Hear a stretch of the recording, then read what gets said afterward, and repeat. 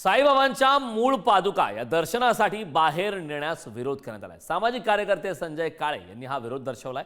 पादुका बाहेर नेण्यास दाखल केलेल्या याचिकेवर काल सुनावणी झाली। साईबाबा संस्थानला 7 एप्रिलपर्यंत आपले लेखी म्हणणे सादर करण्याचे आदेश देण्यात आले। पादुका 100हून अधिक वर्षापेक्षा जुन्या असल्याने बाहेर नेण्यास विरोध करण्यात आलेला आहे। पादुका बाहेर नेण्याबाबत काही निर्णय घ्यावयाचा असेल तर भारतीय पुरातत्व विभागाची आणि न्यायालयाची परवानगी घेणे आवश्यक असल्याचं काळे यांचं म्हणणं आहे।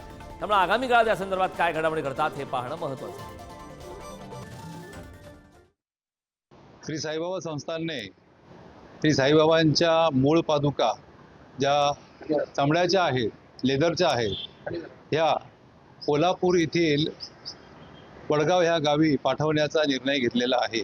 साईबाबांच्या मूळ वस्तू कुठे बाहेर पाठवायच्या यासाठी पहिली परवानगी ही पुरातत्व विभागाची असावी। त्यामुळे ह्या पादुका ज्या बाहेर चाललेल्या आहे हा बेकायदेशीर आहे।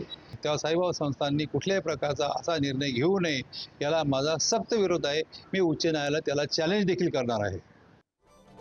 या संदर्भात ताजे अपडेट देण्यासाठी आपले प्रतिनिधी प्रशांत शर्मा आपल्यासोबत आहेत। प्रशांत, साईबाबांच्या मूळ पादुका या दर्शनासाठी बाहेर नेण्यास आता विरोध करण्यात आलाय, तशी याचिका सुद्धा दाखल करण्यात आली। काय सांगशील याबद्दल सविस्तर? कारण साईबाबांच्या पादुका बाहेर नेण्यास नेहमी विरोध राहिलेला आहे। मात्र तो विरोध काहीसा शमल्यानंतर साईबाबांच्या पादुका ज्या आहे भारतात इतर ठिकाणी नेण्यात आल्या होत्या। आता त्रिसदस्यीय समिती जी आहे कोर्टाने नेमणूक केलेली साईबाबा संस्थांवर, त्या समितीने कर्नाटक, महाराष्ट्रासह कर्नाटक, तामिळनाडूमध्ये आता या पादुका नेण्याची तयारी केलेली आहे। तशी त्यांनी तारीखही जाहीर केलेली आहे।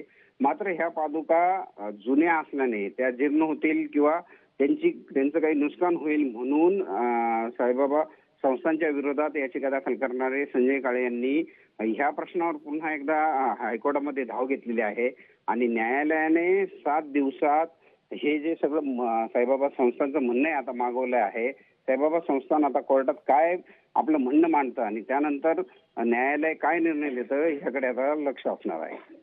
नक्कीच प्रशांत, खूप खूप धन्यवाद या महत्त्वपूर्ण अशा माहितीसाठी।